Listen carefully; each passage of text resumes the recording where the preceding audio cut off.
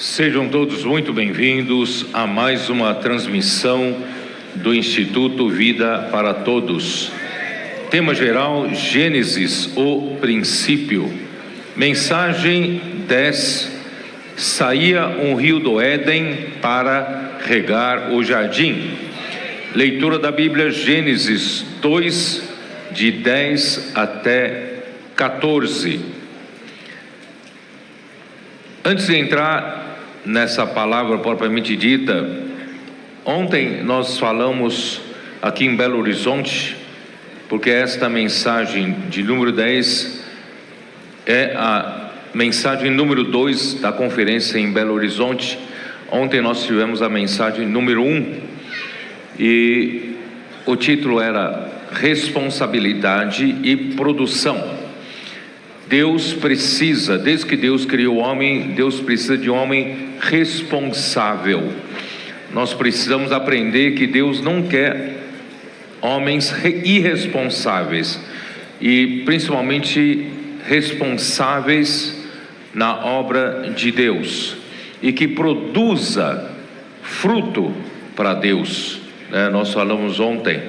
Portanto, toda a obra de Deus requer administração, seja ela administração com relação à palavra que Deus fala, mas também toda administração prática, que é tão necessária para um bom andamento da obra de Deus. Eu lembrei esta manhã que quando Miriam e Arão falaram contra Moisés, eu vou ler de versículo 2 de Números capítulo 12, versículo 2. E disseram: porventura tem falado o Senhor somente por Moisés? Não tem falado também por nós? O Senhor o ouviu. Era o varão Moisés muito manso, mais do que todos os homens que havia sobre a terra. Logo o Senhor disse a Moisés e Arão e a Miriam: vós três saí à tenda da congregação. E saíram eles três. Enquanto o Senhor desceu na coluna de nuvem e se pôs à porta da tenda, ele chamou a Arão e a Miriam, e eles se apresentaram. Então disse: ouvi agora as minhas palavras. Se entre vós há profeta, eu, o Senhor, em visão a ele, me faço conhecer, ou falo com ele em sonhos. Não é assim com o meu servo Moisés, que é fiel em toda a minha casa. Boca a boca falo com ele claramente, não por enigmas, pois ele vê a forma do Senhor. Como pois não temestes falar contra o meu servo, contra Moisés? Mas o ponto central que eu quero comentar aqui é o versículo 3. Versículo 7. Não é assim com o meu servo Moisés, que é fiel em toda a minha casa. Pensa um pouco, o que significa ser fiel na casa do Senhor? O que significa? É ser fiel à casa do Senhor. Irmãos, é administrar bem a casa do Senhor, segundo a vontade de Deus. Deus precisa hoje de servos que sejam fiéis. Irmãos, uma pessoa fiel, mas não sabe fazer nada, não adianta. Essa fidelidade não serve para nada. Você é fiel quando você executa o que o Senhor da casa quer executar, certo? Então, ser fiel não é meramente uma coisa teórica, mas ser fiel é uma coisa também prática.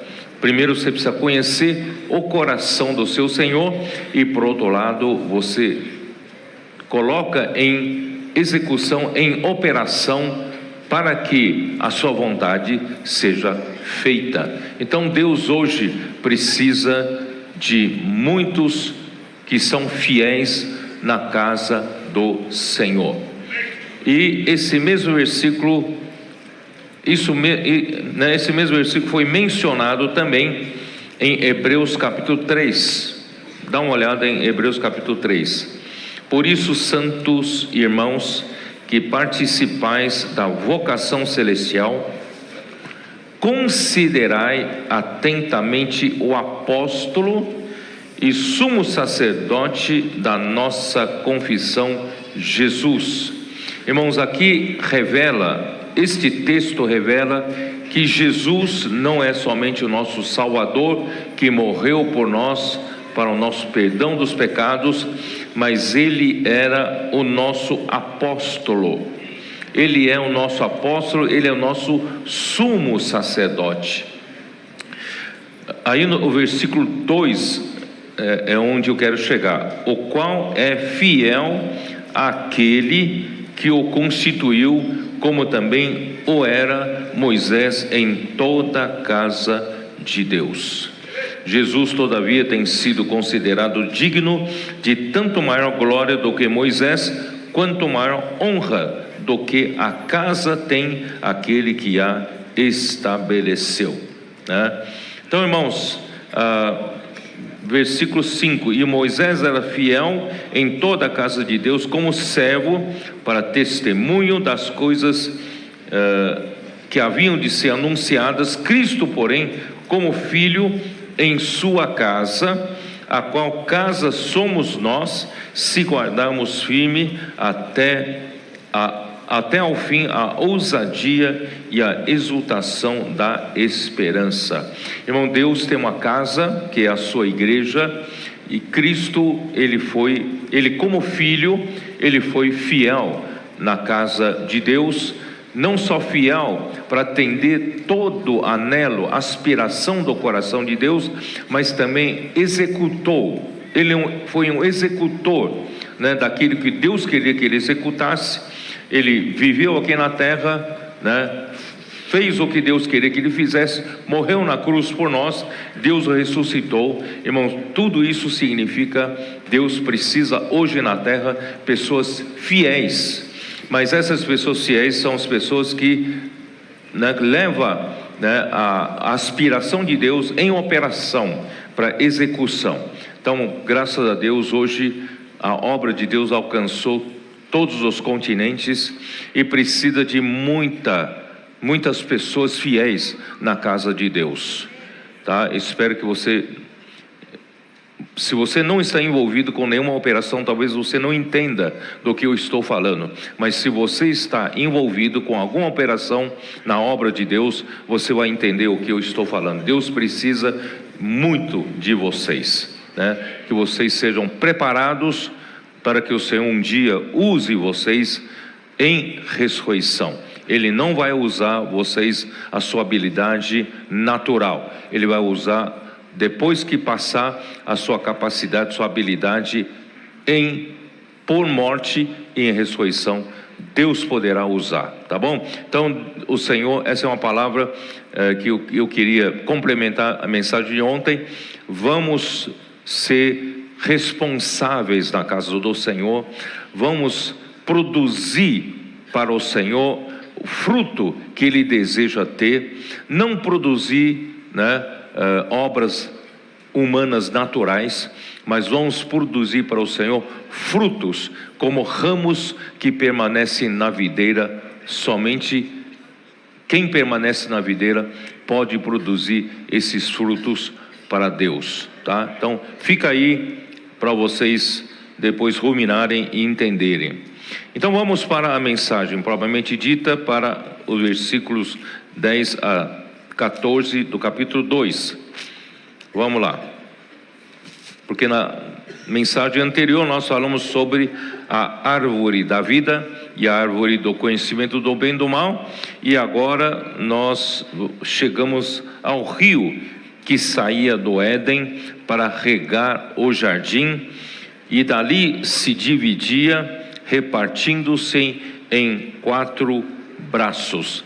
É interessante que o rio é um só. Quando saía do jardim, é um só rio e dividia-se em 4 braços, e nós vemos esse rio também concluindo em Apocalipse. Esse rio se torna um rio novamente, né, que é o rio da vida, e nós vamos ver daqui a um pouco. Então é um rio que sai, divide em 4 braços, mas volta a ser um rio. Então Deus tem um só rio, um só fluir, né, um só falar, e alcançando toda a terra com esses 4 braços. É isso que nós queremos dizer, tá? Então, em Apocalipse 22, nós vemos então o final desse rio, já na eternidade, já terá terminado o tempo, a vontade do Senhor já terá executado. Então, capítulo 22 de Apocalipse, versículo 1, diz assim: então me mostrou o rio da água da vida, brilhante como cristal, que sai do trono de Deus e do Cordeiro. Irmãos, esse rio sai do trono de Deus e do Cordeiro e flui para o homem, tá? Eu também, ainda nas próximas mensagens, eu vou mostrar para vocês que a árvore da vida é também onde está Deus e o seu trono do seu governo. Então, tanto a árvore da vida, na verdade, a árvore da vida, ali está o trono de Deus, onde ali, através da vida, Deus governa o homem, governaria a terra se o homem comesse da árvore da vida. Então, a árvore da vida também é esse aspecto é muito pouco falado. A árvore da vida também representa não só Deus como vida, ali também está Deus como autoridade, ali também está o trono de Deus. Por quê?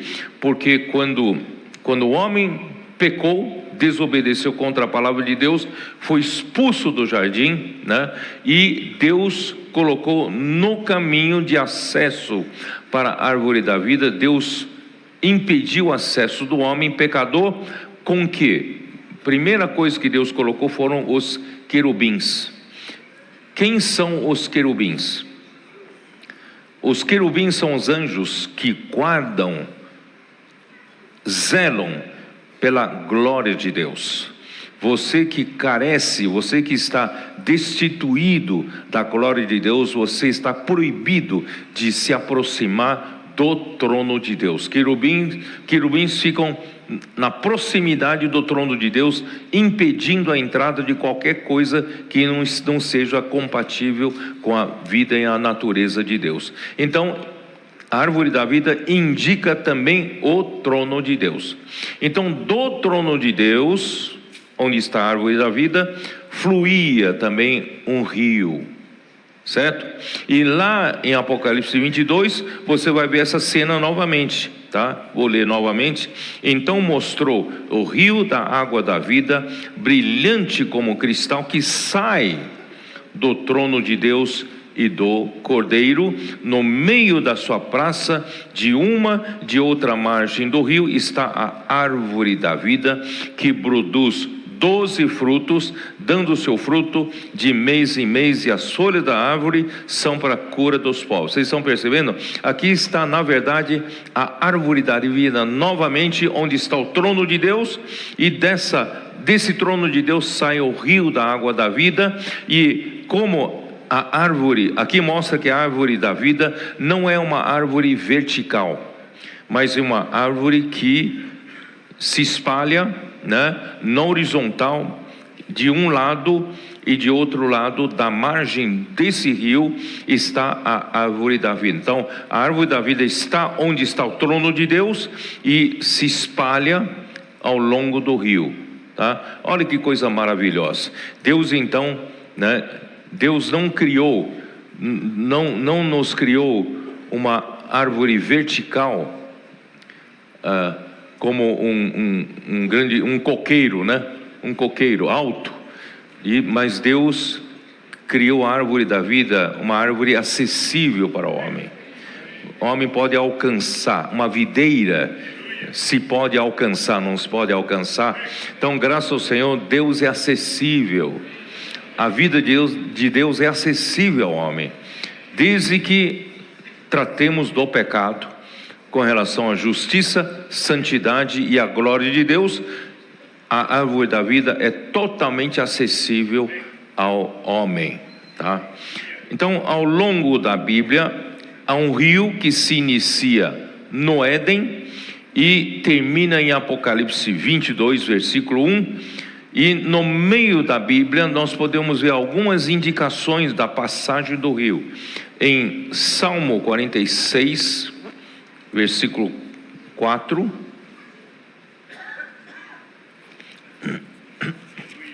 Salmo 46, versículo 4. Há um rio cujas correntes alegram a cidade de Deus, o santuário das moradas do Altíssimo. Deus está no meio dela, jamais será abalada. Deus a ajudará desde antemanhã. Então, graças a Deus, irmãos, onde está a cidade de Deus? Ali há um rio. Esse rio alegra, cujas correntes, as correntes aqui também são canais, correntes, canais, cujas correntes alegram a cidade de Deus. E a casa de Deus é o santuário das moradas do Altíssimo. Onde Deus mora, onde Deus quer morar. Nós vimos isso em Isaías 66, versículo 1. O céu é o meu trono, a terra o estrado dos meus pés, não é isso? E tudo isso fui eu quem fiz. Que casa vocês querem edificar para mim, para que eu possa morar, para que eu possa encontrar o meu lar, meu lugar de descanso? O que vocês vão construir para mim? Eu posso fazer qualquer coisa, eu não preciso de vocês para construir alguma coisa para mim. Mas a casa que eu vou morar é aliás, a minha atenção será voltada para quê?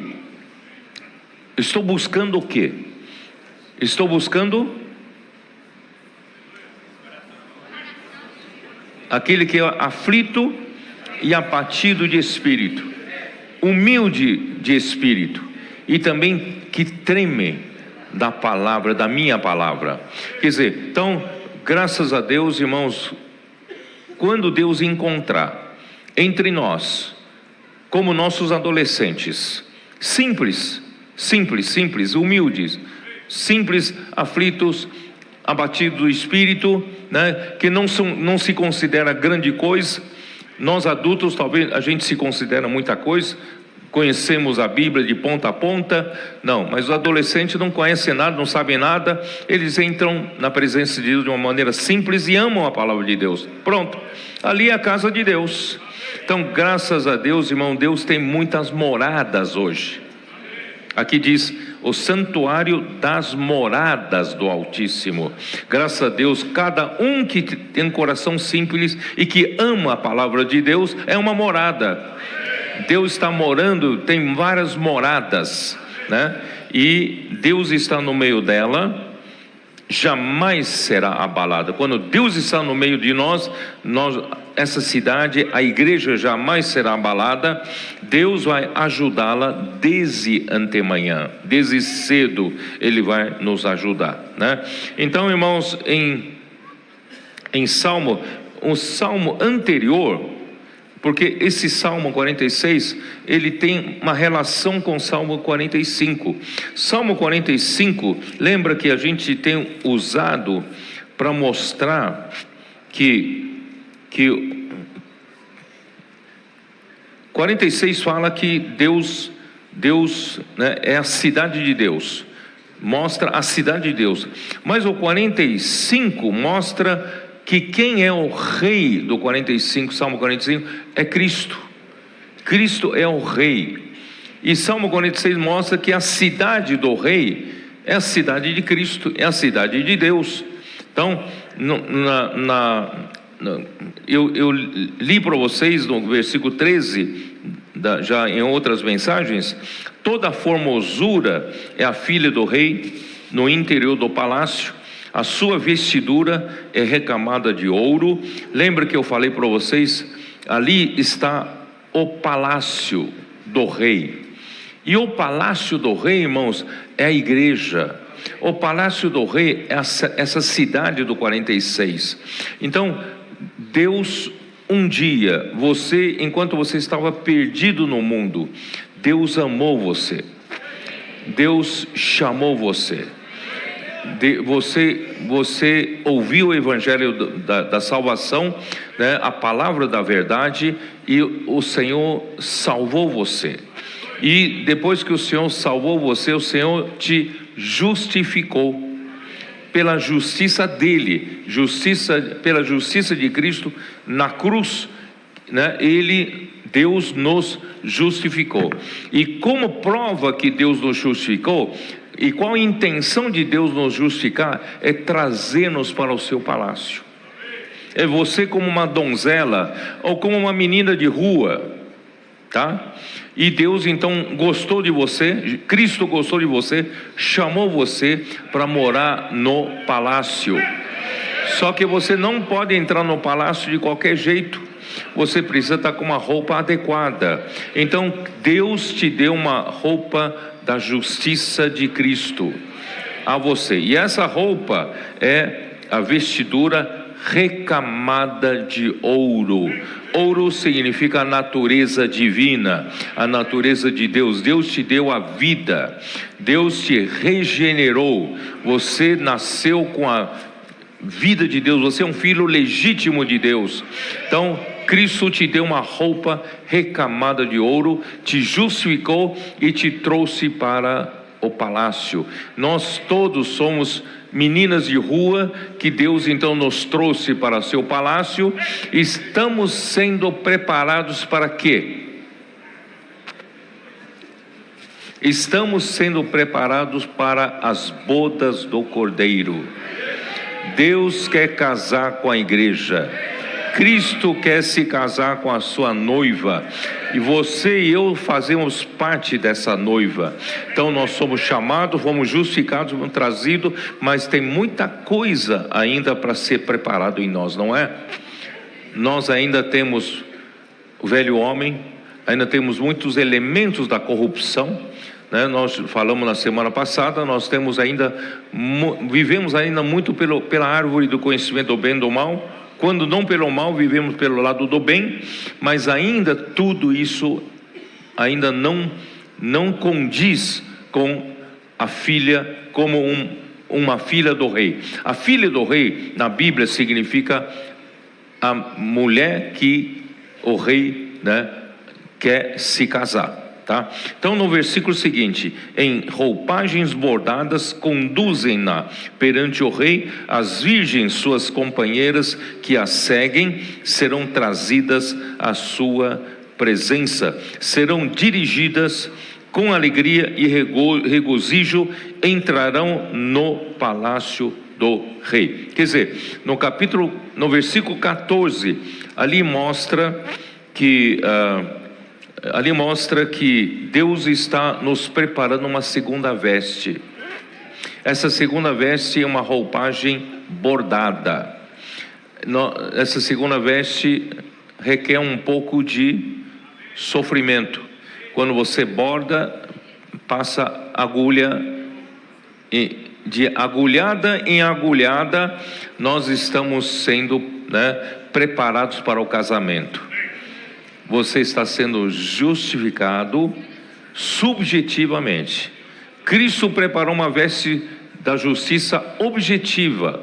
Ele quem fez para você. Agora cabe a você preparar essa veste no dia a dia, né? Fazendo a imersão, encocando a palavra, servindo ao Senhor com fidelidade, né, com responsabilidade, produzindo fruto para o Senhor nas ruas, passando por pressão, nos serviços da igreja. Irmãos, é bom a gente passar por pressão, tá?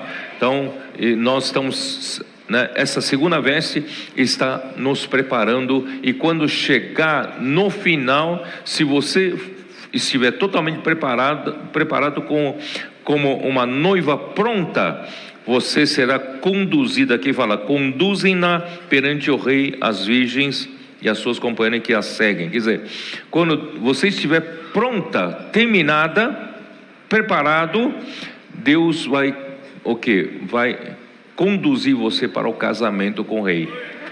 Isso está em Apocalipse 19. Dá uma olhada. Apocalipse 19, aqui ó, versículo 7. Alegremo-nos, exultemos e demos-lhe a glória, porque são chegadas as bodas do Cordeiro. Irmão, aqueles que amam a vinda do Senhor, quando o Senhor voltar, irmãos, haverá essas bodas do Cordeiro. Espero que até lá a sua veste esteja pronta, a sua segunda veste esteja pronta, tá? Então, são chegadas as bodas do Cordeiro, cuja esposa a si mesma já se ataviou. Por isso, irmãos, de imersão ultra refinada em imersão ultra refinada, com as circunstâncias que encontramos nas ruas, né? Trabalhando ou pregando evangelho, ou servindo ao Senhor. O que vai acontecer? Nós estamos nos preparando para esse dia chegar, tá? E quando chegar, foi-lhe dado vestir-se de linho finíssimo. Que linho finíssimo é esse? É exatamente essa roupa bordada, essa veste bordada, de linho finíssimo, resplandecente e puro. E esse linho finíssimo, o que é? Porque o linho finíssimo são os atos de justiça dos santos. Quer dizer, aí você é responsável para bordar essa veste.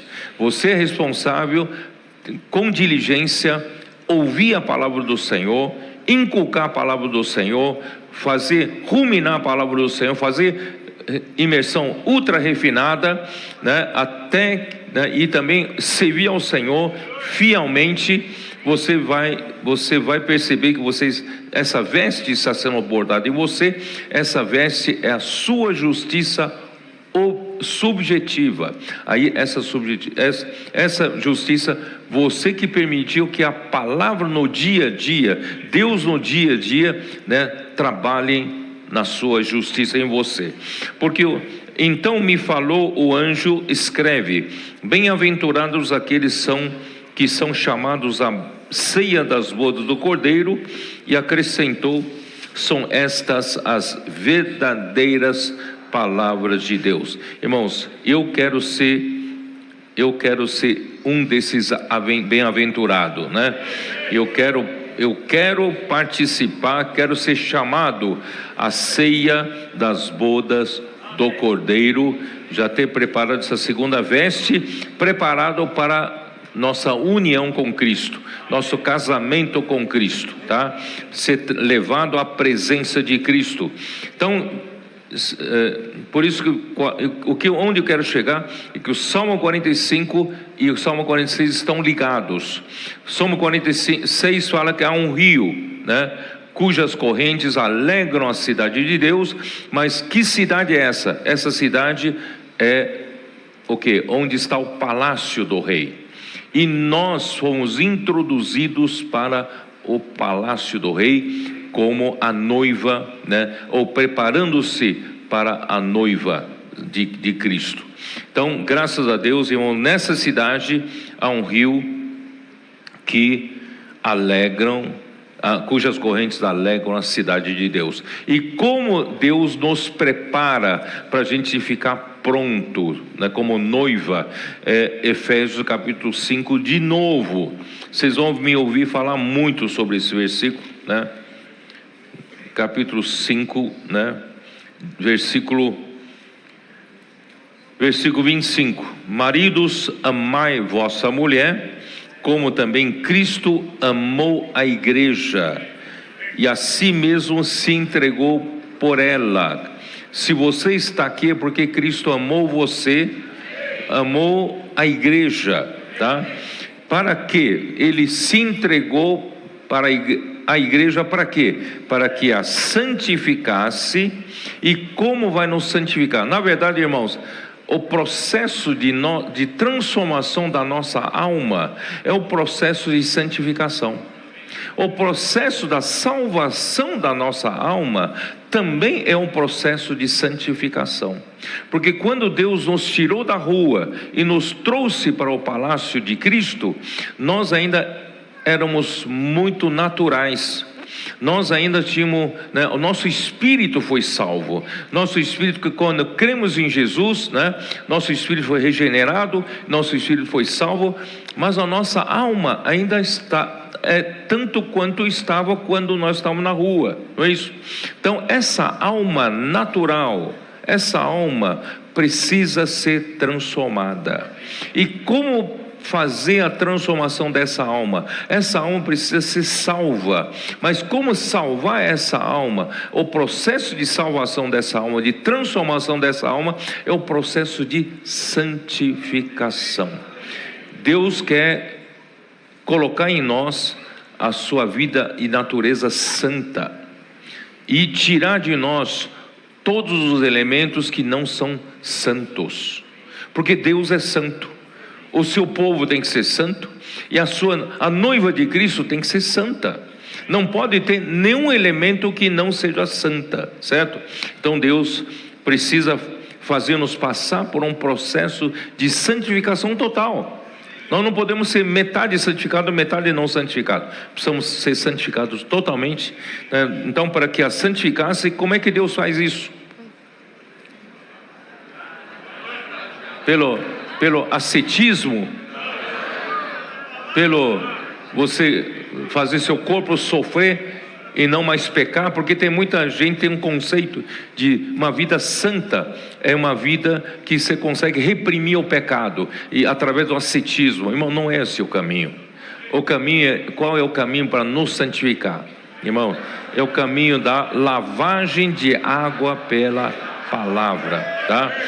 Tendo-a purificado por meio da lavagem de água pela palavra. Por isso, irmãos, não é por acaso que Deus está nos fazendo passar por isso, irmão, todo amando a palavra, acompanhando de perto a palavra, né? Amando com amor reverente a palavra, com simplicidade, com coração humilde, como uma criança, né? Deus pode, através da palavra, lavar, fazer uma lavagem. O que é lavagem? Tirar tudo que não é santo e colocar no seu lugar tudo que é santo. Então esse é o processo que Deus está fazendo conosco, para produzir o quê? Para apresentar a si mesmo. O que é apresentar a si mesmo? Apresentar o rei.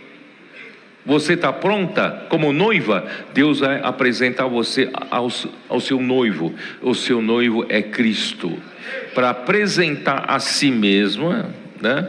A si mesmo, igreja gloriosa. Agora essa igreja é cheia de glória, né? Sem mácula, nem ruga, nem coisa semelhante, porque não tem mais elementos naturais, tem mais elementos da impureza, porém santa e sem defeito. É isso que Deus está fazendo conosco, e por isso, irmãos, esse rio também serve para, esse rio é para esse trabalho, sabia? O rio é uma passagem de lavagem de água pela palavra. Então, quanto mais a gente deixa o rio passar por nós, irmão, não só rio passa por nós, leva embora tudo que é natural, e a gente se alegra.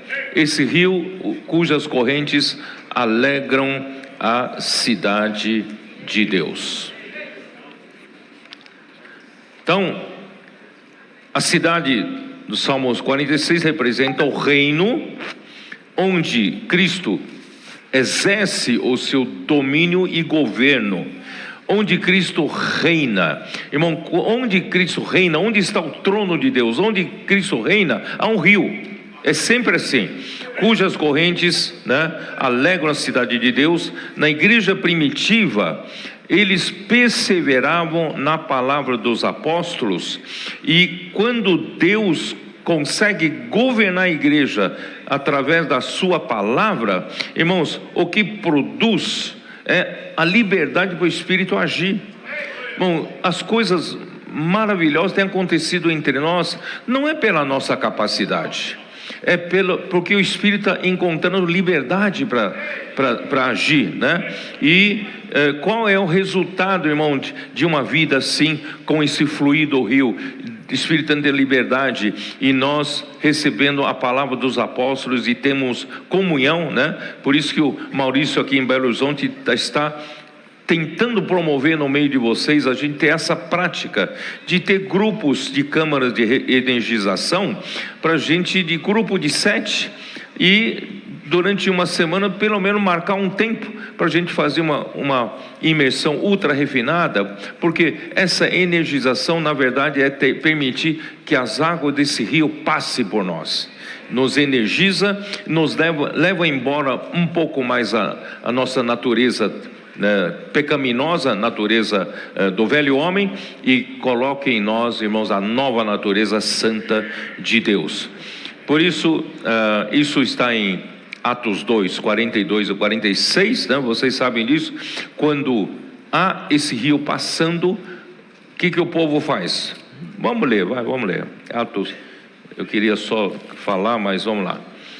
42, Atos 2, 42, quando eles perseveravam na palavra dos apóstolos, irmãos, na palavra, a palavra que sai da boca de Deus, onde está a presença de Deus.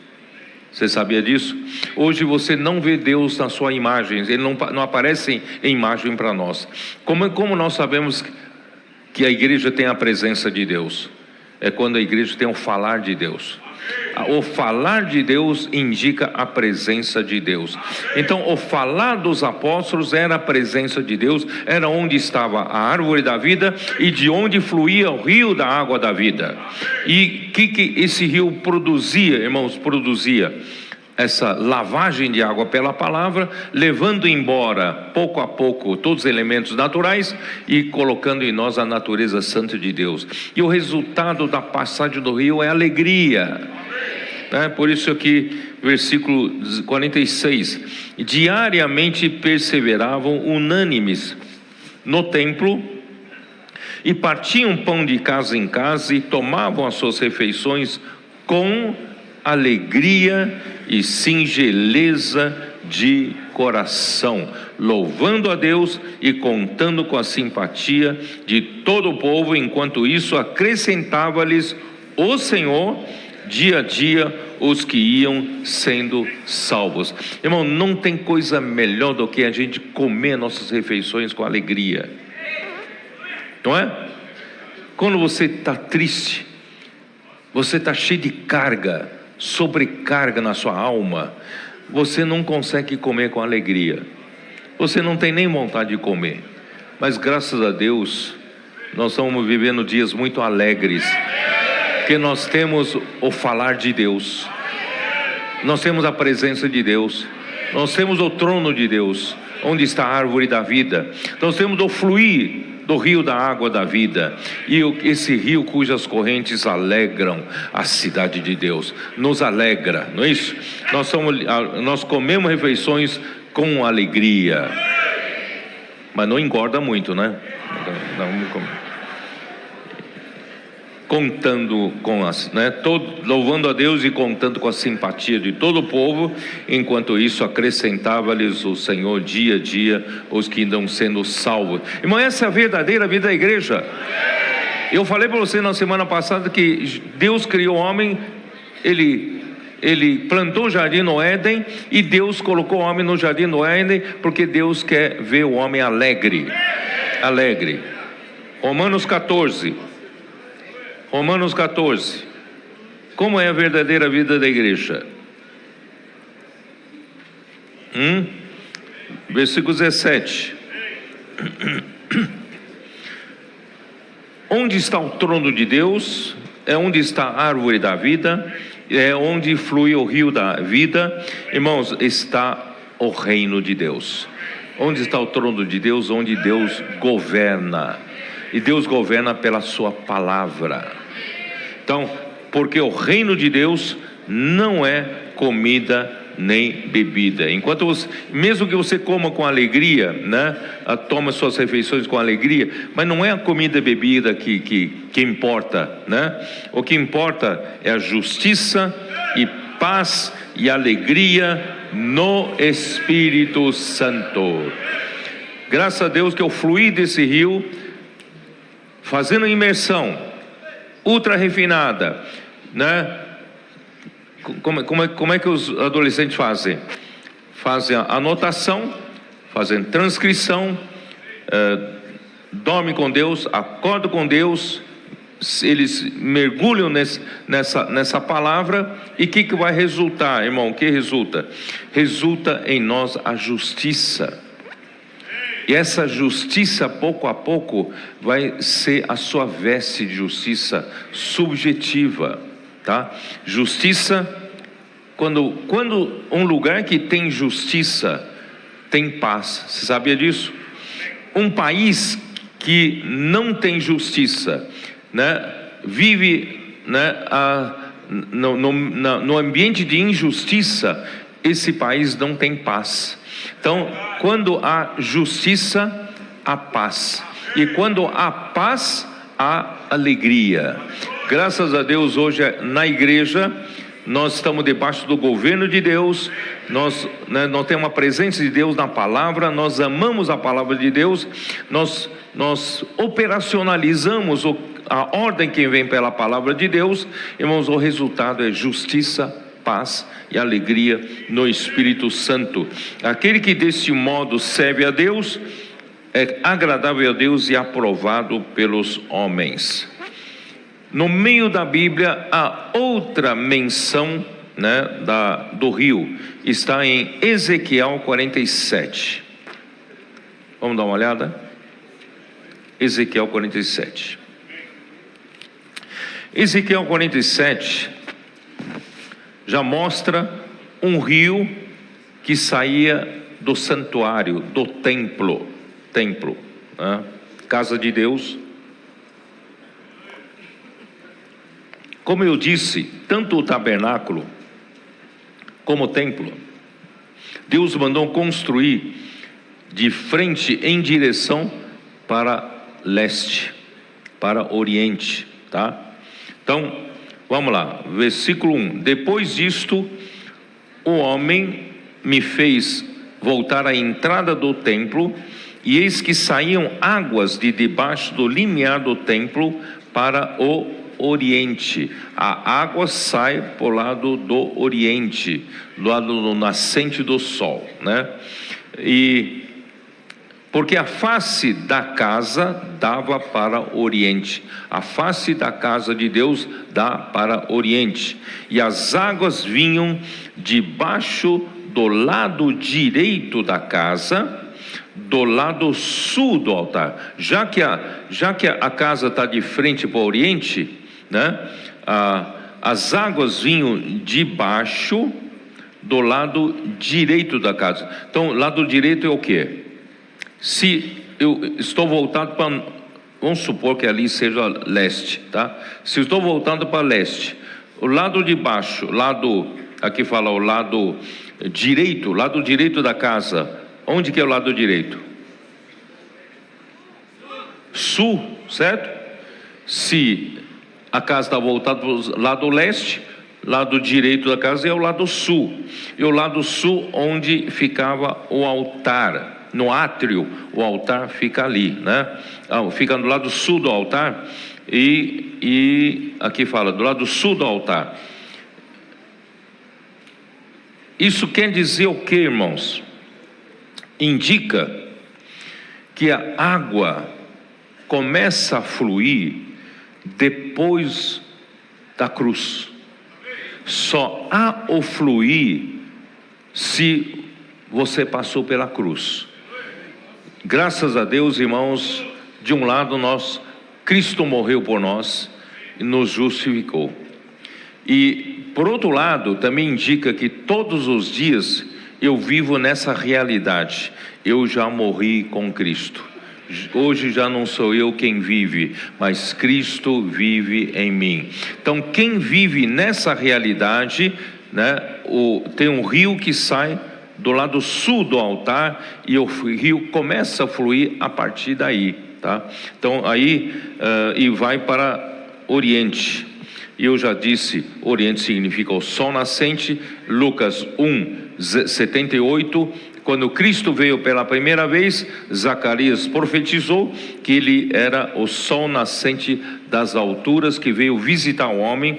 E na sua segunda vinda, Malaquias 4:2, ele vai vir como o sol da justiça, né? Trazendo salvação nas suas asas. Vocês se lembram, né? Então é sempre do lado do Oriente. A nossa vida é voltada para a vinda do Senhor. Esperamos a vinda do Senhor.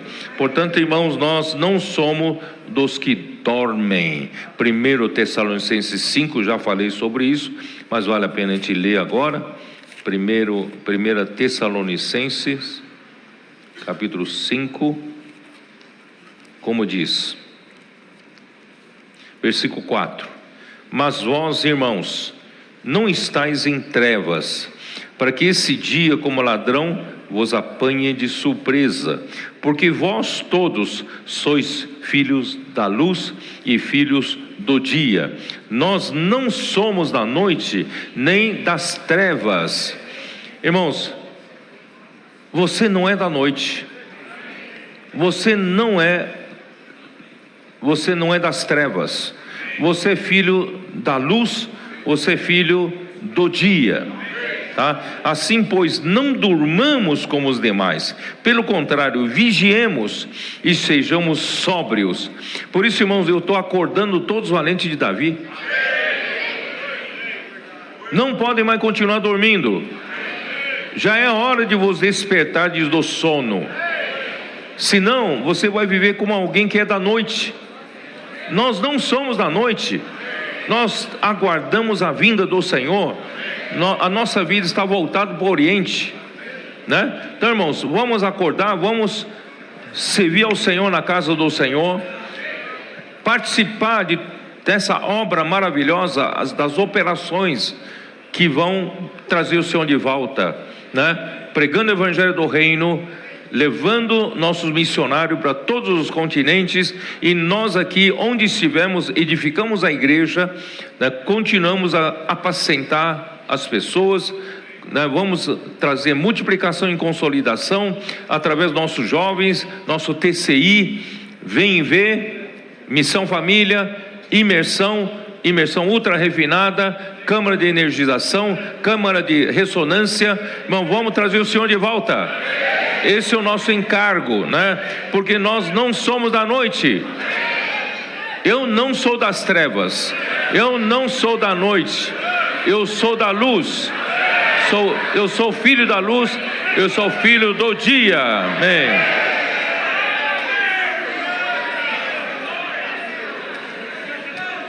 Agora, vamos falar um pouquinho sobre Ezequiel 47. Vamos falar um pouco sobre o homem com o cordel na mão para medir, não é isso? Quem é esse homem com o cordel na mão para medir? Por que está medindo aqui, né? Vamos dar uma olhada aqui, tá? Versículo 2, é isso? Ele me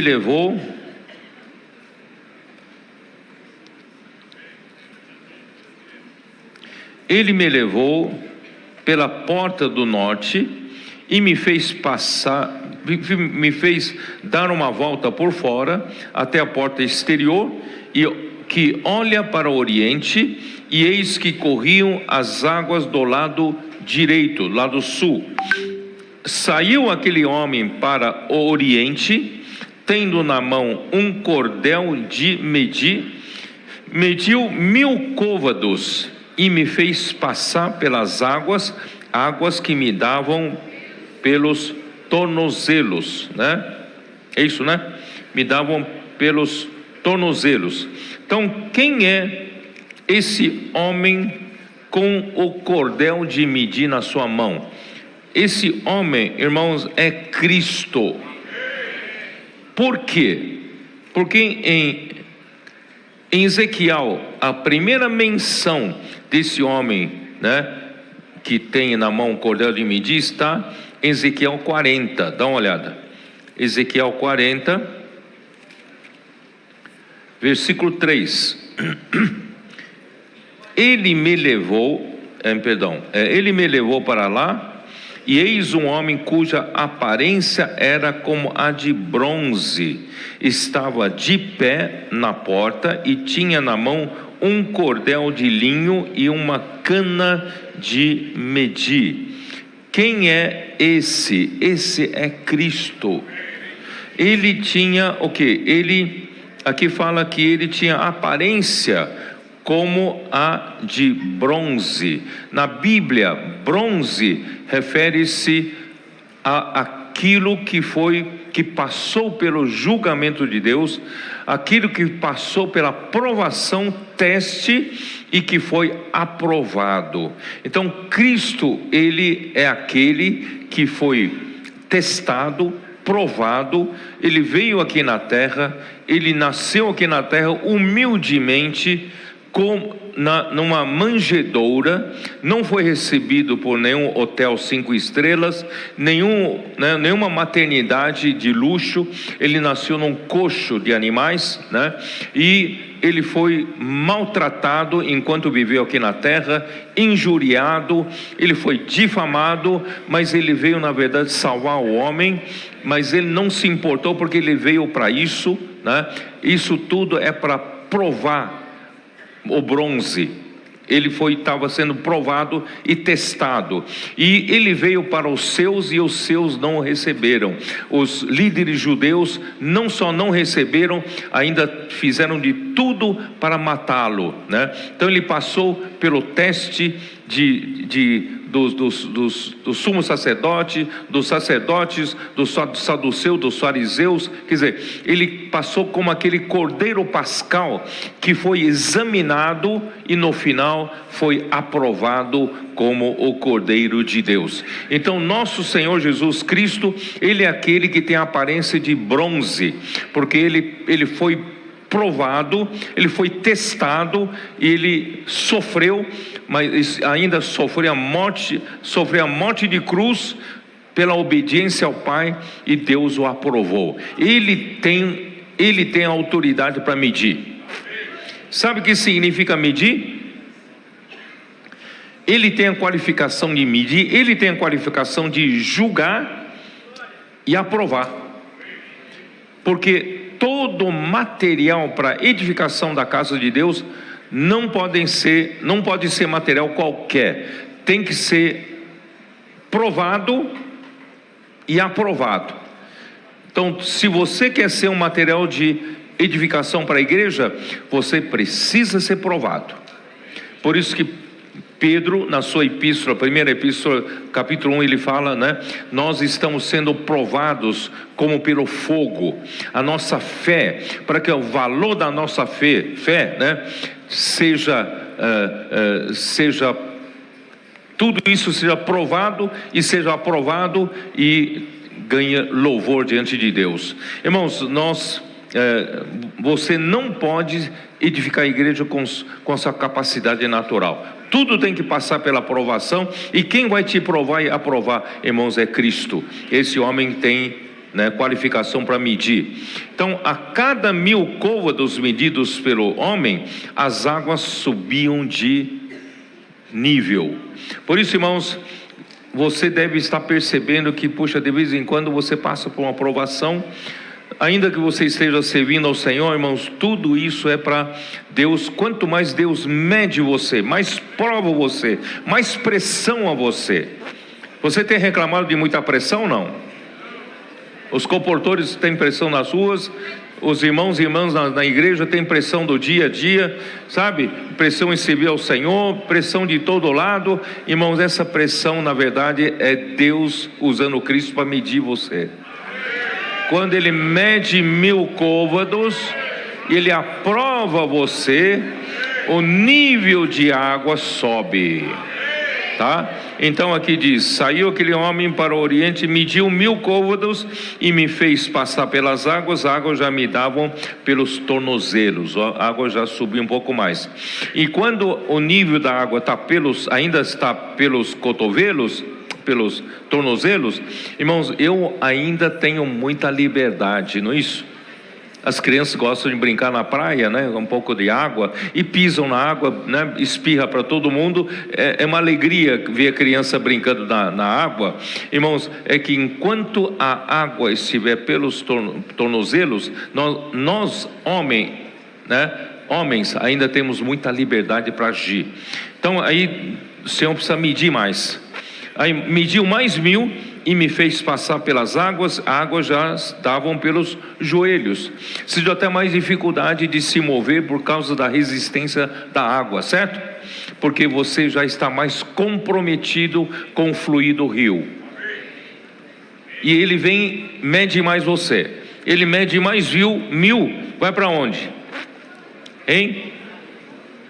Mediu mais 1000 e me fez passar pelas águas que já me davam pelos lombos, quase na cintura aqui, né? Me dava pelos ombros. Aí já é mais difícil você se movimentar. Na verdade, irmãos, cada vez mais Deus quer limitar a liberdade do nosso homem natural, para que Ele possa nos levar para o fluir do rio. O Espírito precisa ter liberdade em usar você, para movimentar você, né? Aí ainda não está bom, pelos ombros não está bom. Mediu ainda outros 1000 e era já um rio que eu não podia atravessar, porque as águas tinham crescido, águas que se deviam passar a nado, né? Rio pelo qual não se podia passar. Por quê? Deus quer levar você totalmente pela correnteza desse rio da água da vida. Deus quer que você seja totalmente levado para fazer a vontade de Deus, né? Agora sim, você está bom para ser um material para a edificação da igreja, tá? E o que acontece nesse rio, né? E me disse: viste isso, versículo 6, filho do homem, então me levou e me tornou a trazer à margem do rio. Tendo eu voltado, eis que à margem do rio havia grande abundância de árvores, de outro lado. Irmãos, quando você permite o Senhor medir, passar pelo teste, né? A água vai subindo até um ponto de você não ter mais liberdade de usar o seu homem natural para servir na igreja, para se movimentar na igreja. Irmãos, agora você já vê essa água produzindo árvores. Essa água já produz árvores, tá? E que mais? Produz grande abundância de árvores de um e de outro lado. Então me disse: estas águas saem para a região oriental e descem a Campina e entram no mar no mar morto, cujas águas ficarão saudáveis. Quem já fez uma visita em Israel e conheceu o mar morto, sabe que aquele mar não é saudável. Aquele mar, né, eu fui levado junto com os irmãos, né, a visitar ali. E quando nós fomos no hotel e tinha uma piscina de água limpa, eu estava tão calor, eu pus os óculos de natação, certo? E eu mergulhei naquela água. Quando eu mergulhei naquela água, veio um monte de gente me segurar, porque aquilo não era para mergulhar. Era água do mar morto. Água extremamente salgada. Então você não consegue abrir os olhos, arde tudo, né? Então eu tive que me lavar muito para poder tirar sal. Irmãos, água do mar morto não produz nada, é morto, por isso que chama-se morto, muito cheio de sal, né? Mas esse rio tem a capacidade de tornar até o mar morto saudável. Por isso, irmãos, às vezes você pode estar numa situação de mar morto, né? Eu acho que você pode ver, acho que aquele irmão ali não tem mais jeito. Que irmão é um mar morto, não produz nada, certo? Deus não vai conseguir usar esse irmão, não. Mas, irmão, se deixar esse rio fluir, esse rio vai tornar saudável o mar morto, né? Então não perca a esperança de ninguém. Versículo 9: toda criatura vivente que vive em enxames viverá por onde quer que passe este rio, e haverá muitíssimo peixe. Aonde chegarem essas águas, tornarão saudáveis as do mar, e tudo viverá por onde quer que passe esse rio. Aleluia! Tudo viverá por onde quer que passe esse rio. Irmãos, quando esse rio primeiramente me restringiu na minha liberdade natural, agora produziu uma abundância de árvores nas duas margens, e agora, né, tornaram saudáveis as águas do mar morto. E não só isso, né, todo ser vivente que vive em enxames, peixes, por exemplo, né, e já começam a ter muitíssimo, não é só muito peixe, aqui está muitíssimo peixe, né, e aonde chegar essas águas, torna tudo vive. Então, irmãos, é isso o que esse final dos tempos, irmãos, para trazer o Senhor de volta, nós precisamos fazer esse rio fluir abundantemente. Nós não temos a capacidade de fazer essa obra final, mas se a gente deixar cooperar com o Senhor, cooperar com o Espírito, cooperar com a palavra de Deus, esse rio vai voltar a ser abundante. Nós vamos tornar mar morto, as águas do mar morto saudáveis, e vão produzir muitas árvores, né? muitos peixes, e tudo vai viver. E não só isso, junto a ele se acharão pescadores, tá? Então voltará a ter atividade, né, de pesca, desde em Gedi até em Englaim. Engedi significa fonte do cabrito, e em Eglaim significa fonte dos dois bezerros.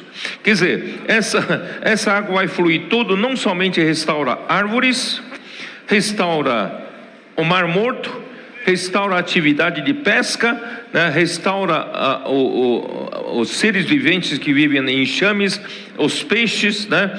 E também, irmãos, restaura até a criação de gado, até a criação de rebanhos, né? Volta até todas as atividades, tudo começa a funcionar com o fluir desse rio. Então, o rio restaura a terra para produzir para Deus. Por isso, ontem eu falei sobre produção. Nós vamos tornar essa terra produzir para Deus. Essa terra só está produzindo para o diabo. Pecados, corrupção, não é mesmo? Nós estamos vendo lutas, brigas todo dia. Irmãos, vamos fazer essa terra produzir para Deus. Só tem uma situação que esse rio não consegue restaurar. Versículo 11: mas os seus charcos e os seus pântanos não serão feitos saudáveis, serão deixados para o sal. Por quê? O que é um pântano? Que é um charco? Irmãos, é uma terra lamacenta. Você vai dizer, não tem água? Tem água. É terra seca? Não, não é terra seca, tem água, mas essa água está parada, essa água não se movimenta, não é um fluir da água, essa água acaba sendo água que só produz morte, ali vira água podre mesmo, certo? Então não serve para nada. Então, irmãos, o que é essa situação? Essa situação é semelhante à situação da igreja em Laodiceia. Apocalipse 3, versículo 16. Versículo 15, vou ler. Conheço as tuas obras, que és frio, nem és frio e nem quente. Não é não tem as águas no fluir do rio, mas também não posso dizer que você não tem água. Vocês entenderam? Tem água, mas a água não flui, não leva a vida, certo? Então parece aquele cristão que parece que é, mas não é. Não tem nada que funciona nele, não é isso? Por quê? Por que não tem? Porque ele se acha muita coisa. Assim como és morno, nem és quente nem frio, estou a ponto de vomitar-te da minha boca. Não aguento você assim. Pois dizes: estou rico e abastado, e não preciso de coisa alguma, e nem sabes que tu és infeliz, sim, miserável, pobre, cego e nu. Quem pântano não percebe. Ele acha que ele é muito rico, ele sabe tudo, né? Tudo que você falar para ele, eu sei, irmãos, mas no fim ele é pobre, ele é cego, né? Ele é, como é que é? Ele é infeliz, né? Ele é nu. Ó Senhor Jesus, aconselho-te que de mim compres ouro refinado pelo fogo, para te enriqueceres. Compre ouro, irmãos. Como comprar ouro, irmãos? É imersão, encocar a palavra, né? Se alguém encontra na situação de Laodiceia, se acha bom demais, irmãos, é a hora dele vir comprar ouro, né? Manda a imersão para ele, né? Pode ser que não receba, mas se ele receber, vai ser abençoado. Bom, aconselho de mim para vestiduras brancas para te vestires, porque ele acha que ele é um homem justo, mas ele não tem vestidura para vestir, né? Não tem vestidura branca, a fim de que não seja manifesta a vergonha da tua nudez. Você se acha muito bom, muito espiritual, muito religioso, você é bom em tudo, conhece a Bíblia de ponta a ponta, mas você não sabe que você é nu, você anda nu, né? Você precisa, para não expor a vergonha da tua nudez, então venha comprar ouro e vestidura branca, e também colírio para ungir seus olhos, a fim de que veja, porque você não vê a sua própria situação. Eu repreendo e disciplino a quantos amo. Sê, pois, zeloso e arrepende-te. Irmão, se esses não se arrependerem, irmão, não tem salvação para eles. Situação de charco, situação de pântano, não tem salvação. E de um lado e de outro lado do rio nascerá toda sorte de árvore que dá fruto para se comer, e não murchará a sua folha, nem faltará o seu fruto. Então quem está nesse rio, fluir do rio, irmãos, produz para o Senhor, produz fruto. O ramo que permanecer na videira, né, produz fruto. E como o ramo permanece na videira? As palavras do Senhor permanecerem em nós, nós permanecemos nele. Esse dá fruto, esse dá muito fruto, né? E nos seus meses produzirá novos frutos, porque as suas águas saem do santuário, e o seu fruto servirá de alimento, e a sua folha de remédio. Irmãos, isso é muito semelhante ao que nós vemos no fim da Bíblia, Apocalipse capítulo 22, versículo 2. Então, irmãos, Jesus se apresentou à mulher samaritana como água que sacia a sede. Irmão, a humanidade precisa de água. Vamos levar esse rio para essa humanidade. Jesus veio aqui na terra, ofereceu essa água para a mulher samaritana. Onde está isso? João 4. Vamos lá. João 4. Ó Senhor Jesus. O que Jesus disse para a mulher?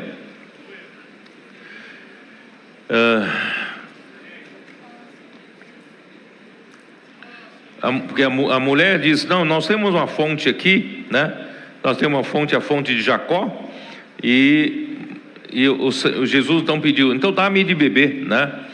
Aí a mulher estranhou: como é que você, judeu, me pede de dar de beber? Aí versículo 10, replicou-lhe Jesus: se conheceras o dom de Deus, e quem é o que te pede, dá-me de beber, tu lhe pedirias, Ele te daria água viva. Irmão, nós temos água viva para dar para as pessoas. As pessoas desse mundo, irmãos, a gente não tem essa noção. Não sabem por que vivem. Não sabem porque desde criança, né, tem que escovar dente de manhã, levantar, ir para a escola, voltar, fazer lição de casa e depois dormir. No outro dia a mesma coisa, tudo a mesma coisa. Como Salomão fala em Eclesiastes, tudo se repete um dia para outro, não há novidade. Se você não souber para que vive, irmão, isso é um enfadonho. E quantas pessoas na rua sabem o sentido da sua vida? Não sabe.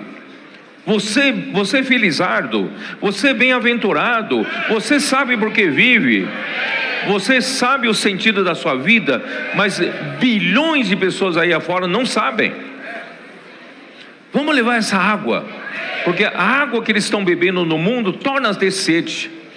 Vamos levar água viva, né? Então, versículo 11, respondeu ela: Senhor, tu não tens como atirar e o poço é fundo, onde pois tens a água viva? És tu porventura maior do que Jacó, né? Tal. Aí Jesus afirmou, versículo 13, afirmou-lhe Jesus: quem beber desta água tornará a ter sede.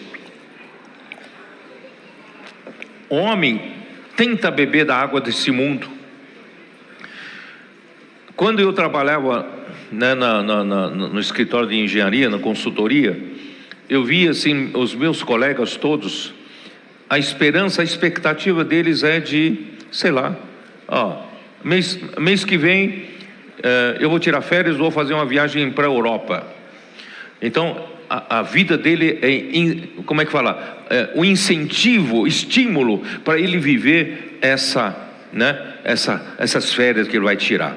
E dali a pouco, ali tem um casamento que eu vou, né? Depois tem um aniversário de alguém, tem não sei o que. Irmão, nós vivemos, a nossa água torna a ter sede novamente, é muito fácil. Vocês entendem o que eu quero dizer, não? Nosso estímulo para viver são essas pequenas coisas, tá? Na vida humana. E depois de você viver muitos anos, você vai falar, mas isso não vale nada, né? Irmãos, realmente a água que a gente bebe como ser humano, irmão, torna a ter sede. Vamos trazer as pessoas para beber dessa outra água, né? Então, aquele porém que beber da água que eu lhe der, nunca mais terá sede. Pelo contrário, a água que eu lhe der será nele uma fonte a jorrar para a vida eterna. Ó Senhor Jesus. Então, capítulo 3, versículo de João ainda, capítulo 3, versículo 15 diz: porque todo que nele crê tenha a vida eterna. Quer dizer, quem crê em Jesus tem a vida eterna e recebe essa água que vai jorrar para a vida eterna. Aí capítulo 7, Jesus mostra outra vez o homem que que tem tanta deficiência de água, tão falta de água. E no último dia, versículo 37, João 7, 37, no último dia, o grande dia da festa, levantou-se Jesus e exclamou: se alguém tem sede, venha a mim e beba. Quem crê em mim, como diz a Escritura, do seu interior fluirão rios de água viva. Isto ele disse com respeito ao Espírito que haviam de receber os que nele crescem, pois o Espírito até aquele momento não fora dado, porque Jesus não havia sido ainda glorificado. Quer dizer, antes de Jesus ser glorificado, Jesus precisava morrer para realizar a redenção, a eterna redenção pelo homem pecador, e Deus precisa ressuscitá-lo. E quando Deus o ressuscita, é o momento que Deus o glorifica. E quando Deus o glorifica, Cristo então é admitido para dentro da deidade. Ele vai dizer para Cristo homem, Jesus homem: tu és o meu filho e eu hoje te gerei. Então, pela primeira vez, um homem, Jesus, foi admitido para dentro de Deus e se torna o Filho de Deus. Ele abriu a porta para nós todos, certo? E então, a partir desse momento, Cristo, ele se torna aí o Espírito Santo que já havia, o Espírito de Deus também já havia.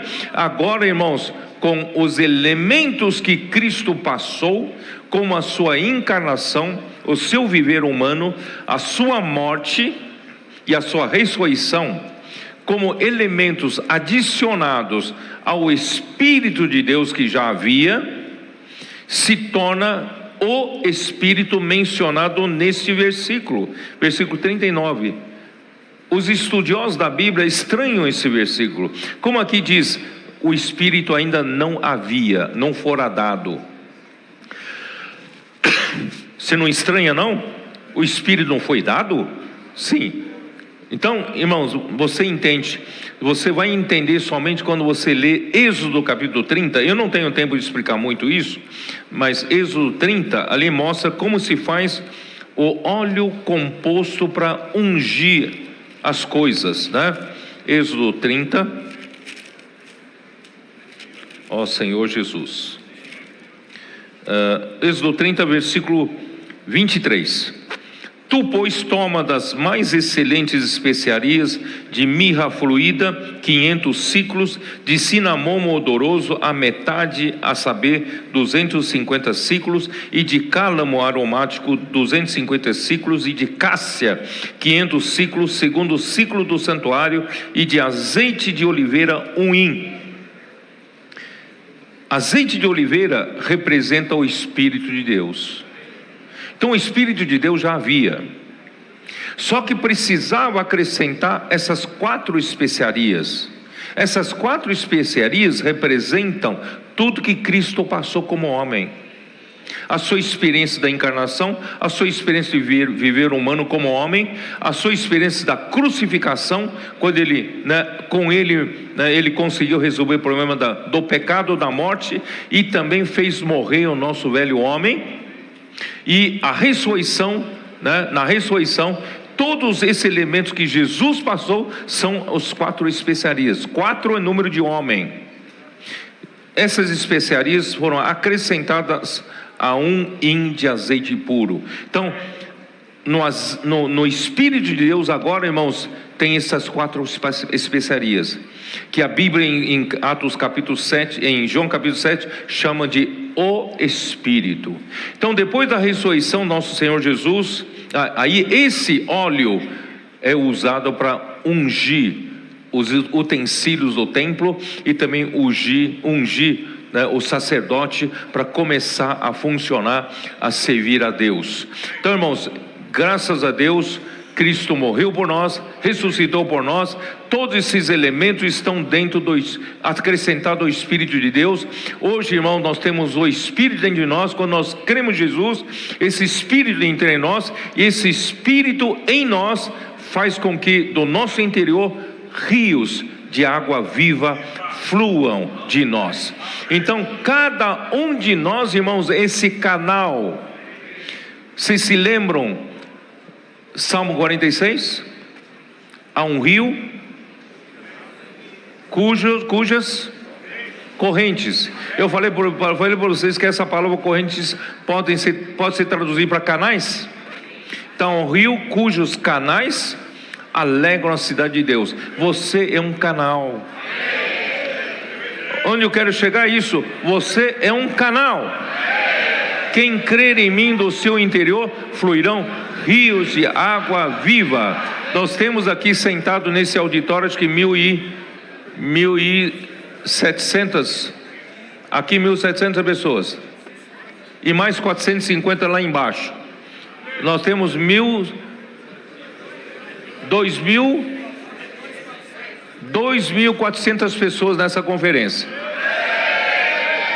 Então são 2.400 canais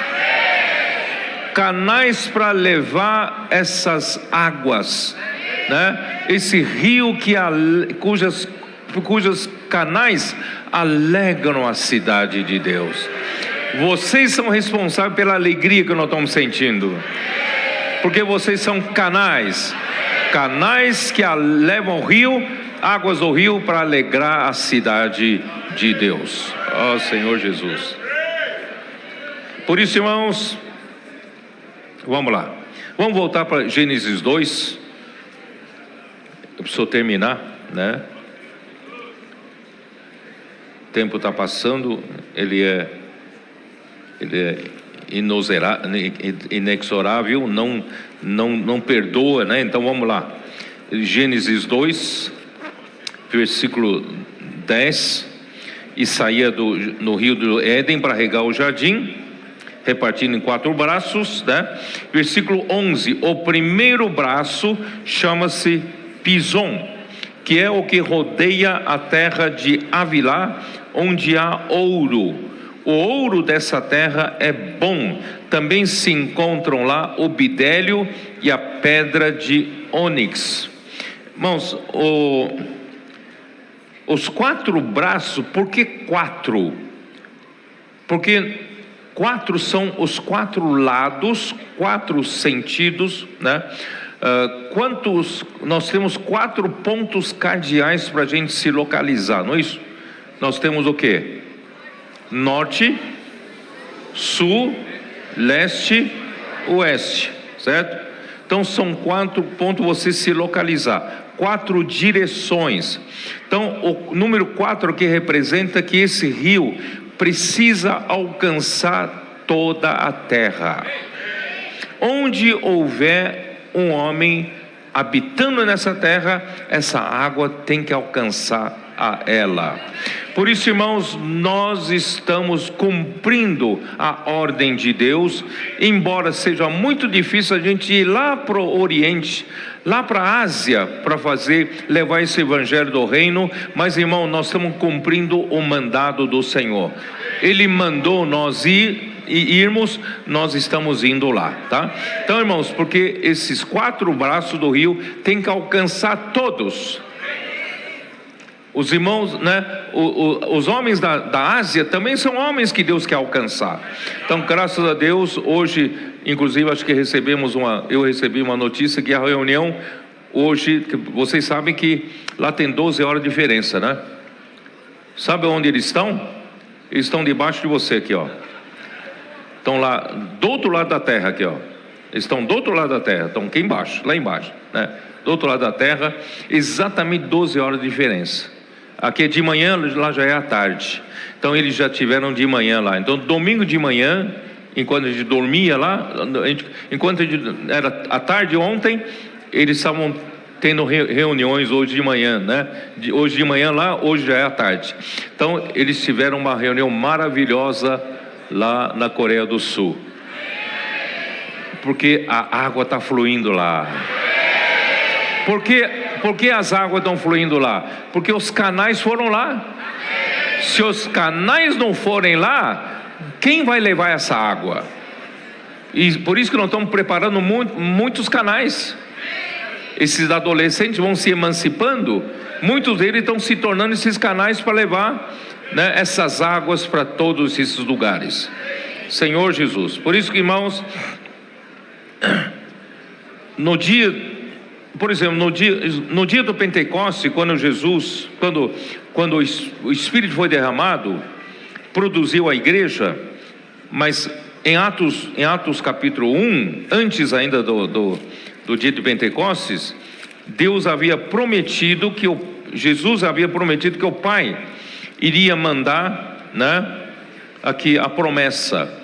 Capítulo 1 de Atos, versículo 4. E comendo com eles, determinou-lhes que não se ausentassem de Jerusalém, mas que esperassem a promessa do Pai, a qual disse ele: de mim ouvistes, né?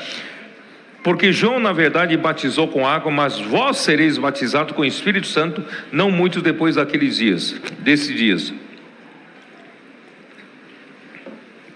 Então, eu vou direto para o versículo 8. Mas recebereis poder ao descer sobre vós o Espírito Santo, e sereis minhas testemunhas. Irmãos, a igreja recebeu poder. Quando derramou o seu Espírito Santo sobre a igreja no dia de Pentecostes, nós recebemos um poder. A igreja recebeu o poder, também nós temos a autoridade de Cristo, porque toda a autoridade foi dada para o Senhor, né? Então, nós recebemos o poder, é para quê? Para sermos testemunhas. Nós não somos meramente, irmãos, pregadores vazios. Não somos aqueles bons pregadores que usam sua retórica, sua técnica de eloquência para pregar. Não, nós somos testemunhas. Nós pregamos aquilo que vivemos. Nós pregamos aquilo que nós experimentamos. Por isso, irmãos, é tão importante a imersão ultra refinada. Você vai passar para os outros aquilo que você vive, tá? Então, testemunhas para onde? Onde nós vamos ser testemunhas? Tanto em Jerusalém, como em toda a Judeia e Samaria, até onde? Até os confins da terra. Irmãos, eles podiam dizer, não, aqui em Jerusalém está tão bom, pelo menos daqueles 6 primeiros anos, está tão bom, vamos ficar aqui. Não, o Senhor quer que a gente se espalhe por toda a terra e levar esse rio para toda a terra. Aqui no Brasil está tão bom, mas o Senhor mandou ir para a África. Esse rio também tem que fluir na África. Aqui está tão bom, mas o Senhor mandou ir para a Ásia. Tem que levar esse rio para a Ásia, certo? Então vamos ser esses canais. Aqui fala até os confins da terra. Deus quer alcançar todos, tá? Ó Senhor Jesus. Por isso que depois, né, da sua último capítulo de Mateus 28, o que Jesus disse? Hein? Eu quero mostrar para vocês que o coração de Deus é toda a terra, tá? Mateus 28, né? Versículo 18, de Jesus aproximando-se, falou-lhes dizendo, toda a autoridade me foi dada no céu e na terra. Ide, portanto, fazei discípulos de todas as nações, batizando-os em nome do Pai, do Filho e do Espírito Santo, ensinando-os a guardar todas as coisas que vocês tenham dito. Eis que estou convosco todos os dias até a consumação do século. Até a consumação do século nós temos que ir, fazer discípulo de todas as nações, levar esse rio como canais, né, para levar essa água viva, tá bom? Então vamos rapidamente tentar terminar aqui. Vamos lá. Onde estou? Eu estou meio perdido aqui, né? Gênesis 2, né? Gênesis 2. Nós estamos no primeiro rio, primeiro braço, Pison. Então, o que significa Pison? Pison em hebraico para alguns significa fluindo gratuitamente. E para outro significado é o rio mais espalhado, fluindo gratuitamente, né? Se você aplicar esse rio fluindo gratuitamente, então é o rio da água da graça, fluindo, chegando às pessoas. O pecador pecou, não tem mais saída, para o perdão do seu pecado, tem que derramar sangue. Em Hebreus 9 fala, sem o derramamento de sangue não há perdão dos pecados. Então um pecador está encurralado, não tem saída, mas graças a Deus, Deus preparou o rio da água da graça. Esse rio flui gratuitamente. Preparou Cristo e fez toda a obra redentora para resgatar aquele pecador. Então esse rio sai gratuitamente, e essa água da graça é tipificada em Isaías 55. Vamos dar uma lida rapidamente. 55.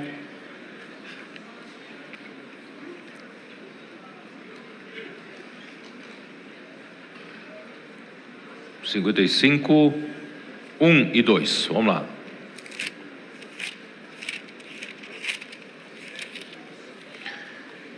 Esse é o rio Pison.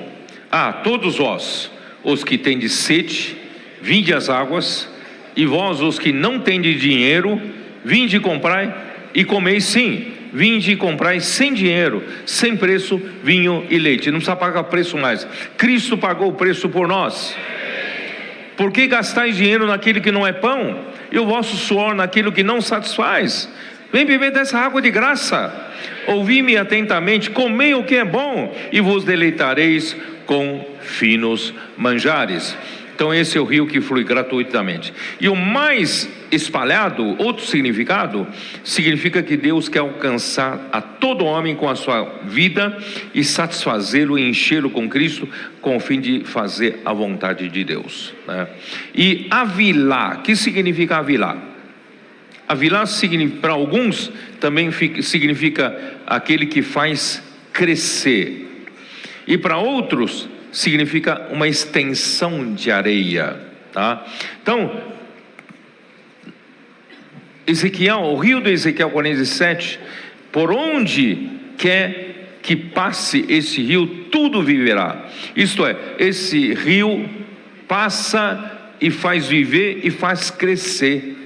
Então, onde passa esse rio, cresce uma abundância de árvores, crescem peixes e crescem os animais como bezerros e cabritos, né? Então, onde quer que esse rio passa, leva a vida e faz crescer a vida.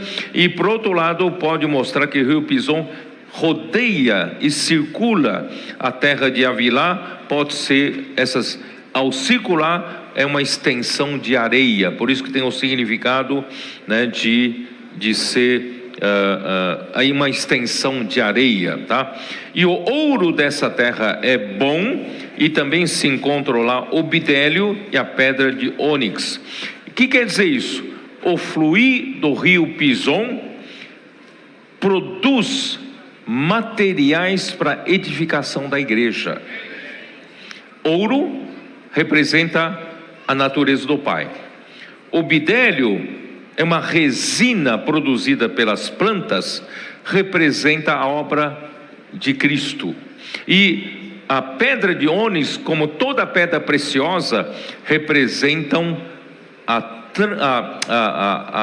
obra do Espírito Santo, a obra transformadora do Espírito Santo.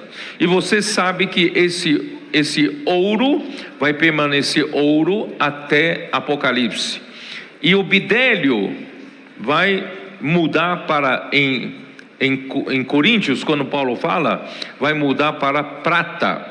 A prata é usada para redenção, então representa a redenção de Cristo. E a pedra de ônix vai mudar para pedra preciosa, as pedras preciosas. E quando chega na Nova Jerusalém, você vai ver ouro, não é mais prata, é pérola. E no lugar de pedras preciosas, continuam pedras preciosas. Então isso mostra, irmãos, que nós temos a natureza de Deus, nós temos a obra redentora de Cristo, e nós temos a obra transformadora do Espírito Santo, nos tornando materiais para a edificação da igreja. Isso está vamos lá, em 1 Coríntios, né? Capítulo 3. 1 Coríntios, capítulo 3, versículo 12. Contudo, se o que alguém edifica sobre o fundamento é ouro, prata, pedras preciosas, madeira, feno e palha, manifesta se tornará a obra de cada um, pois o dia a demonstrará, porque está sendo revelada pelo fogo, e qual seja a obra de cada um, o próprio Deus aprovará. Se permanecer a obra de alguém que sobre o fundamento edificou, esse receberá galardão. Se a obra de alguém se queimar, sofrerá ele dano, mas esse mesmo será salvo, todavia, como que através do fogo. Então tem duas alternativas da gente edificar a casa de Deus: ou com ouro, prata, pedras preciosas, ou com madeira, feno e palha. Madeira, feno e palha representam, né, toda a habilidade humana, capacidade humana, né, a sabedoria humana, a cultura humana, filosofia, né?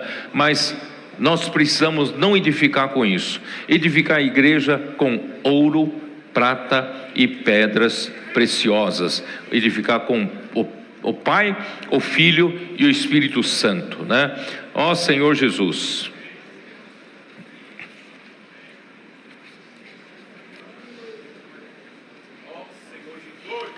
Acho que eu vou terminar aqui, porque senão é muita coisa para terminar. Eu vou terminar na outra mensagem.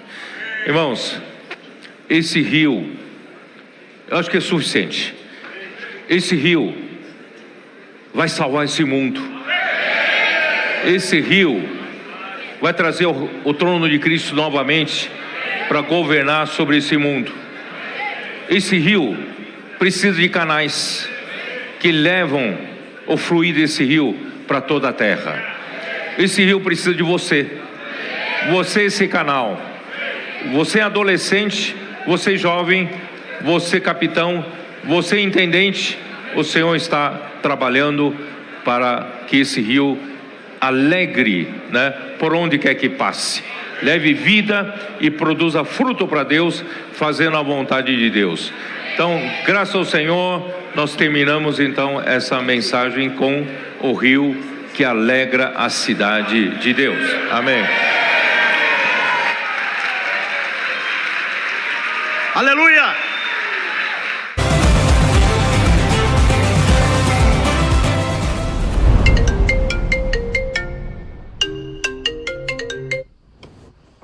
Oh, Senhor Jesus!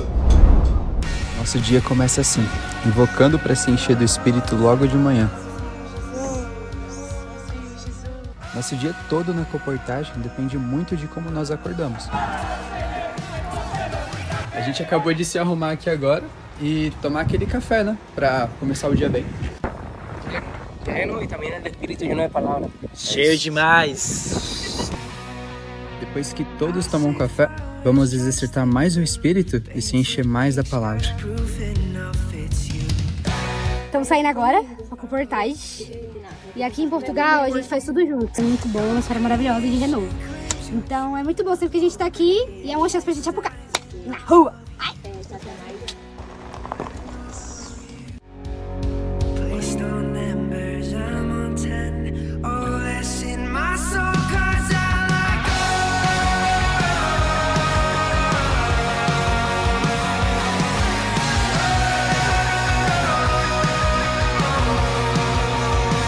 Você que tem um coração missionário, vem com o coração. Oi, Raul, você fez uma oração? Vamos fazer oração. Eita, Epa! Pronto, Rogério. Amém, Rogério. Raquel, tá tudo junto.